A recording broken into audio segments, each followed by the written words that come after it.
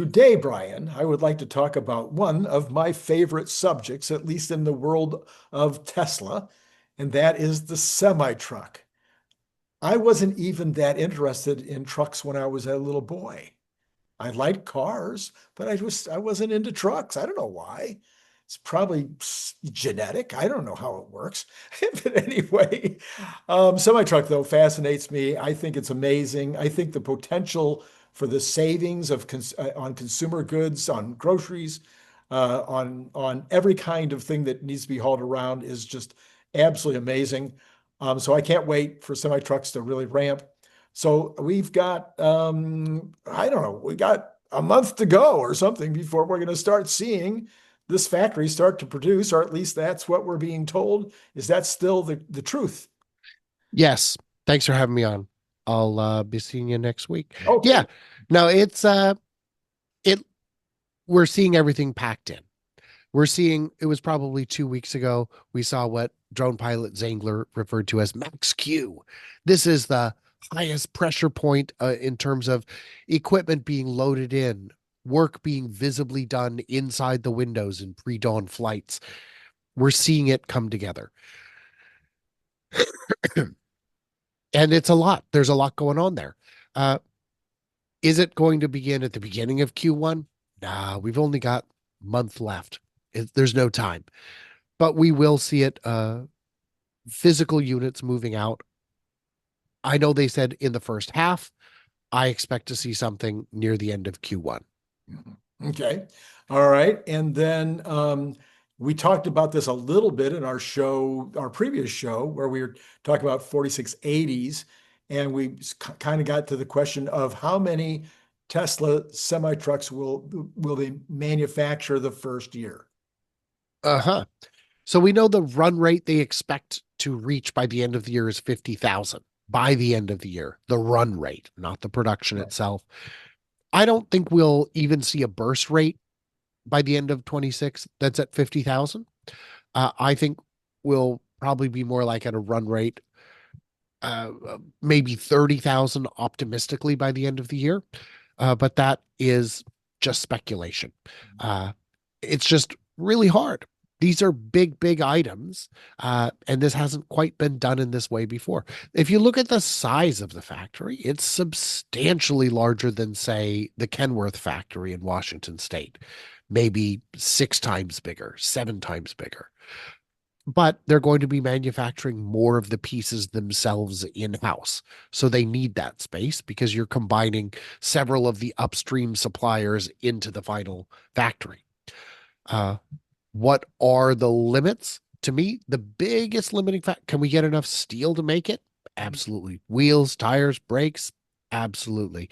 Can we build enough motors? Sure. You only need what? 3 per truck? Easily done. Tesla can do that. We also need about 800, 900 kilowatt hours of batteries per truck. That's at 50,000. That's roughly the entire output of Giga Nevada today. So Mm. that means in the course of 1 year, they're going to need to double their battery supply capacity, both in-house and from outside suppliers. That's a tall order. I'm not convinced that can happen. Okay. All right. The conversation, in fact, in the book, AI Rising, we have two different places in the book where we talk about, lining up trucks down the freeway in some kind of platoon, and having the first have a driver and the rest of them not have drivers. And just about the time the book, because we talked about this book, everything is changing so fast.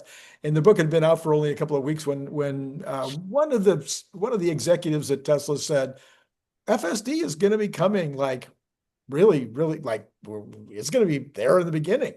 Now, I don't know that it's going to be FSD ready, FSD approved, but FSD, when do you think? So I think that was Dan Priestley, who's the Okay. head of the semi division. And we had all speculated about platooning. It makes sense to us to have one human. If there's a problem, if you need to change a tire, you're legally required to go and set out hazard markers, what, 50 yards, 100 yards back. Can't do that if there's no humans involved. Uh, but you could if you had one person. But if you think about it, you actually couldn't, because by the time the lead truck knows that 3 trucks back had a blown tire, you're a mile and a half, maybe 5 miles down the road. That doesn't help. Uh, so, uh, yeah, it looks like they're going to skip that step entirely. And it makes sense to me to skip it. They are, I mean, what are they doing? Uh, we're trying to put in a stopgap solution when the real solution is just, it's right there. So the question is, how long does it take to train FSD on a new vehicle? Now, when I talked with the cybercab engineers, I said, how long is it going to take to, we know how long it took Cybertruck to learn to drive because it's bigger. How long is it going to take on Cybercab? He said, oh, no, no, Cybercab already knows. It's just a car. The reason Cybertruck was so long to train wasn't because it was bigger. It's because it drove different. It's because it had variable steering. It's because it had rear steering. It's because it didn't know where its body was in space based on the controls of a different vehicle. While you as a human have a lifetime of experience navigating through 3-dimensional space, it doesn't. It's FSD. It only knows one way. It's only ever known one way. It had to learn. The semi, for anything other than backing up, will drive a lot like a car. It'll just need to swing a little wider around corners so the back wheels don't clip. It'll be very easy to train. For backing up, it's going to be a little bit longer because every trailer is a different length. But backing up is more of a math problem than it is a logic problem. Uh, when you look at some of the amazing autonomy done at SpaceX, do you remember how large the team was that wrote the software to land the Falcon rockets? No, I have no idea. It was one guy. One guy. One guy. Because it's not a logic problem, Yeah, it's a math yeah, problem. yeah. There's no, you don't need inference, you just need the equation. So yeah, one guy wrote it. I hope he put good notes in the file, because if he leaves or is out that day, we might need to reinvent the wheel. So to speak. So to speak. I don't think Falcon rockets have wheels, but I could be mistaken. I know there are some on YouTube who think Falcon rockets should have a steering wheel and pedals, but they're mistaken. Uh, but yeah, backing up, not a problem. So yeah, it seems logical that they would skip straight to FSD, and they're already gathering the training data. They have been for years. So we know all the pieces are there. We know the cameras are in the wings of the sides, of the where the mirrors typically go is where the cameras are. And what I learned from my time at, struggling with the name right now, but I had a chance to check out a semi company, a company that builds camera systems for semi trucks in Michigan. They have a mirrorless system that they sell to manufacturers. You would not believe how easy it is to get a rear view camera that works on a semi, because if you mount it right at the back of the cabin, it looks under the trailer. You can see so clearly from the back of the truck if you're low enough to look under the trailer. You get great, great vision from that perspective. Tesla's got this figured out, and I suspect what we'll see is, just like with the cars, it'll start with cruise control, adaptive cruise control, add in the lane centering, the automatic braking. Those things are things you're going to need to have. I suspect we're already at or beyond that point. And then you've got, enhanced autopilot, and then FSD, and then Cool. unsupervised. And then unsupervised. Yeah, yeah. Now, of course, also, maybe in that same conversation, they said that a bunch of the first trucks will go into the Tesla fleet. So we know that there are some trucks in the Tesla fleet now, but I'm imagining that the size I don't know how many semi trucks Tesla owns right now, but we do know that whether they're owned, whether they're leased, whether they are just, in the regular course of business, you hire, trucks or hire truckers. there's a lot of trucks. I mean, you're delivering cars, you're picking up parts, you're picking up raw materials. I mean, oh my goodness, the number of trucks must just be immense. Do you have any clue as to the size of how many trucks they might take? So I don't know how many trucks they have now. I've seen people say everything moving every part for every Tesla should be on a Tesla Semi, and I agree, but they won't, um, because Tesla doesn't own all those trucks. For things moving between Reno and Fremont, those are absolutely Tesla products being made by Tesla, being used by Tesla, just need to move from one Tesla facility to another. All of those routes make sense. For any regularly scheduled route, it makes sense for Tesla to own and keep the truck. Why not? It is cheaper to hire a driver than a driver who owns his own truck, and you can do that and make it work. What is the internal demand? I would guess fewer than thousands. Fewer than That's thousands. Okay. fewer than thousands. Another example, because if you've got an irregular route, what good is it to, why would you want to own the truck for an irregular route? It's going to be sitting far too often. Um, so yeah, I think it only makes sense for the regular routes.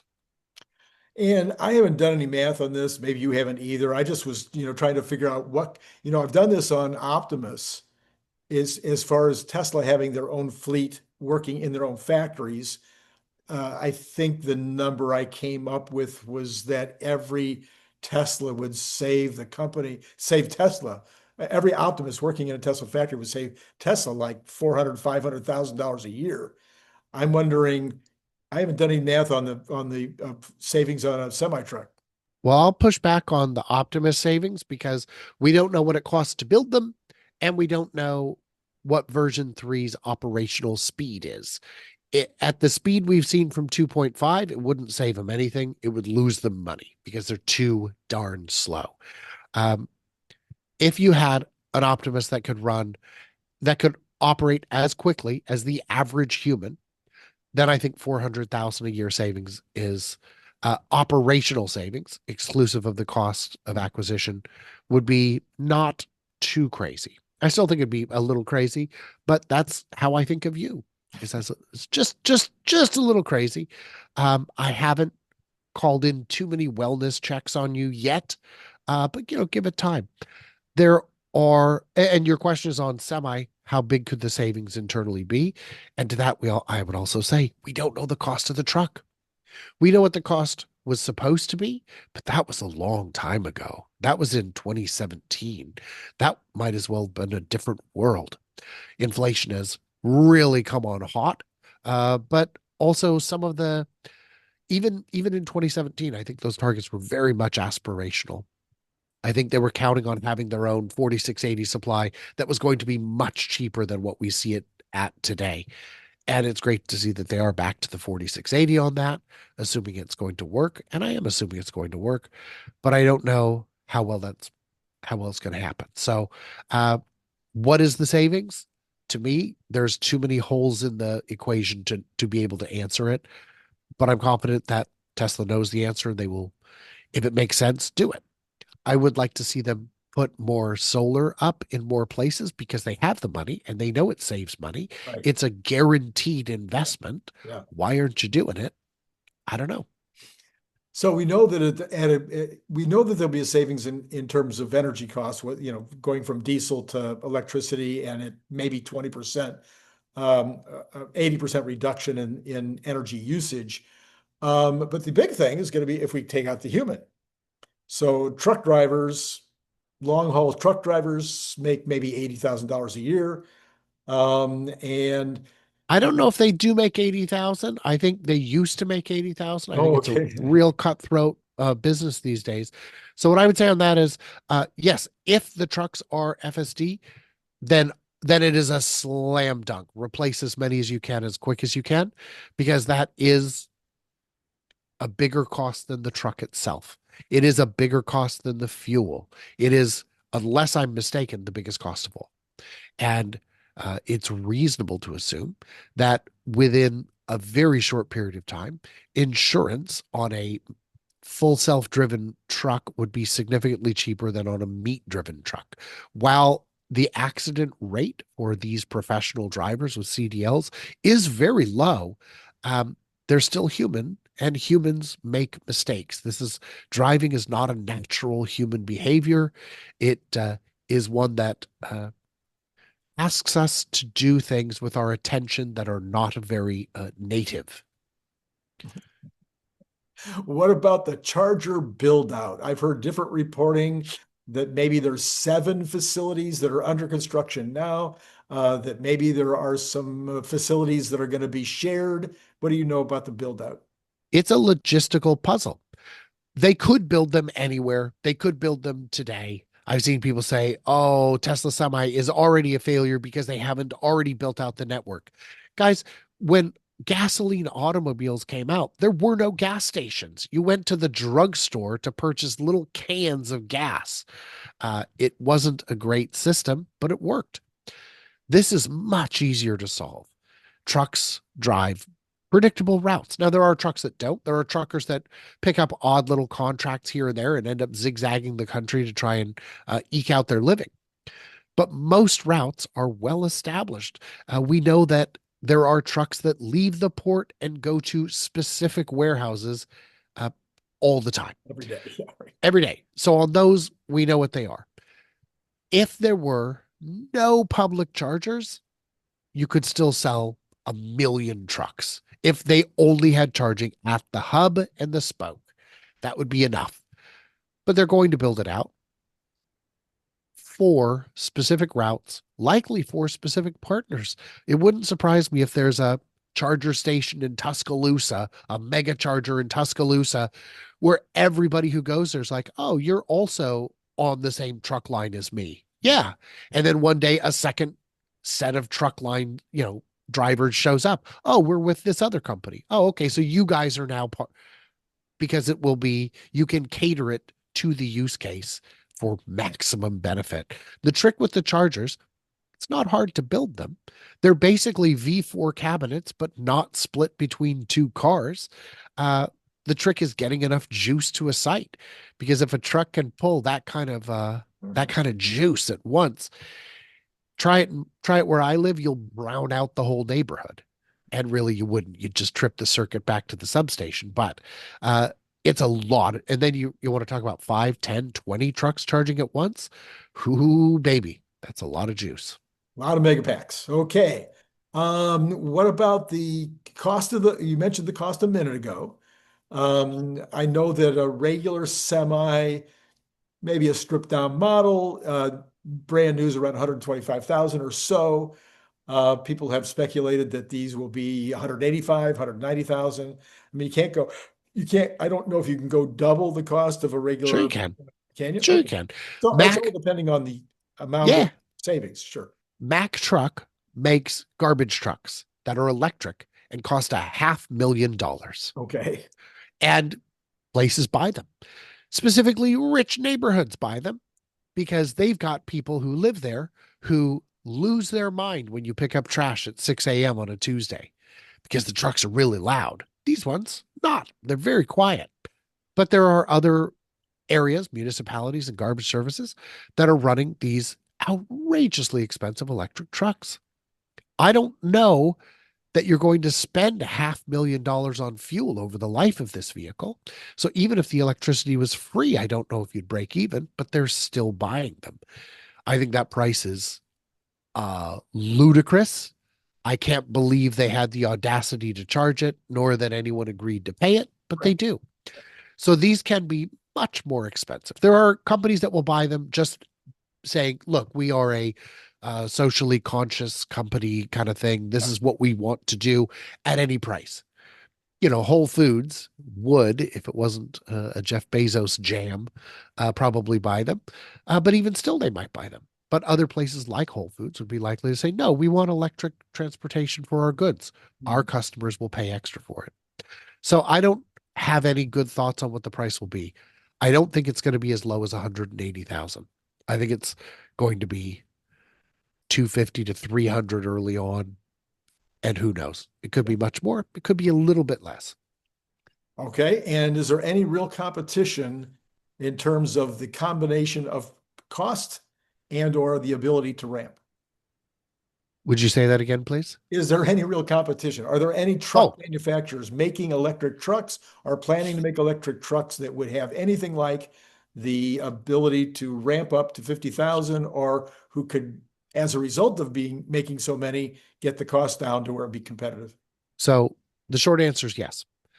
Everybody is trying to make electric trucks. Most truck makers have been making electric trucks for some time now. In terms of the cost, because it's just like with GM or Ford, they can lose money on a semi, on an electric semi, on 10, 20, 100 of them because they're making so much money on the diesels. That gives them a distinct advantage in terms of cost.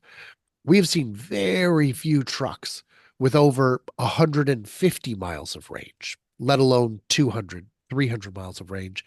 And I'm not aware of anybody with a 500-mile range truck other than Tesla. It may be that some are starting to appear, but if you look at their factories, they're not as modern as what you would see at a Tesla factory. Kenworth is pretty good. I assume the others are reasonably good, but they look like a factory from like the 70s or 80s because they probably are a factory from the 70s and 80s. So the real disadvantage that they're going to have is that they don't have the depth of engineering experience that Tesla has, and they don't make enough of their parts in-house. So all things being equal, who's going to get the cheaper parts? The guy who makes them himself, the guy who makes his own batteries, the most expensive part of the truck, or the company that's just trying to keep enough orders coming from one supplier that they don't change the circuitry on you unexpectedly in ways that make you have a $1 billion recall. So, can other companies compete? Yes. Can they compete profitably? Less clear. And will the other guys survive? Sure. Yeah, absolutely. But this is again, Tesla's got a unique product with some unique features. And I think just based on sheer scale, they're going to be in a better position to win.